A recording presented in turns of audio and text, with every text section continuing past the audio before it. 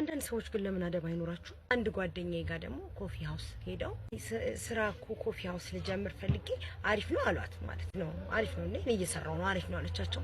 አንዱ ላይ ቀመጣለው አፈላሉን ታሳኛለሽ አናትሽ ላይ አንድ ነገር ይፍላ 100 ኩንታልም ቢጨርስብሽ አፍልተሽ ሞክረሽ በትክክል ስኬሉን አውቀሽ ነው መስራት ያለብሽ። ንግድ ግል ጥራት ነው። ሰው ገንዘብ በጊዜ በልምድና በስራ ያገኘውን መረጃ ሙሉ ለሙሉ የመስጠት ግዴታ የለበት። እኔም ነጋዴ ነኝ። ልጅ ሐሳብ እጋራለሁ። የምትሰሪው ስራ አዋጭ ነው ወይ ተብዬ ብትጠየቅ አዎ።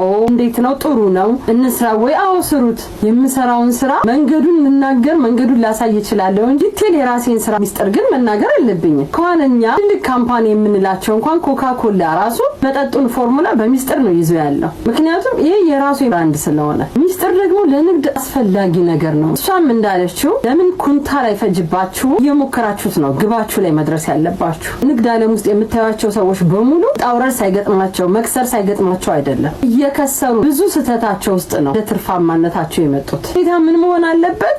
ሰው ያየውን ጣውረድ ማየት አለበት፣ መሳሳት አለበት። ከነዚህ ነገሮች ነው ያ ሰው ታንጾ ስኬታማ ነጋዴ ያስብሎ የሚችለው እንጂ ሁሉንም ነገር ንገሩን ማለት ተገቢ ነው ብዬ አይደለም። ሁሉም የየራሱ ጣዕም የየራሱ ብራንድ ሊኖረው ስለሚገባ አባባል አለኩ የድካም ፍሬ ዝም ብሎ አይበላም ይባላል። እውነት እኮ ነው። እኔ አበላሽቼ ተማርኩባቸው በነፃም አልሰጥም። ያም ሰው ተቀብሎት ዋጋ አይሰጠውም። በነፃ የሆነ ነገር እኮ ወደድም ደክምበት ሲለፋበት ዋጋ ሲከፍልበት ነው እኮ እሱም ስኬታማነቱ ስራውንም እንዲወደው ማደርገው። እኛ ሰዎች እኮ የደከምንበት ነገር ሲሆን እንጠነቀቃለን። ለፍቶ ከታች ጀምር። እግዚአብሔር ቃል ምን ይላል መሰላችሁ? የሰማይ አዋፋትን መልከቱ አይዘሩም አያጭዱም በጎተራም አይከቱም አይበሩም ግን አላለ መብረር ግዴታቸው ስለሆነ ያልተለፋበት ነገር ዋጋ የለውም። እናንተስ ምን ትላላችሁ? ሐሳብ አስተያየታችሁን እስኪ ያስቀምጡልኝ።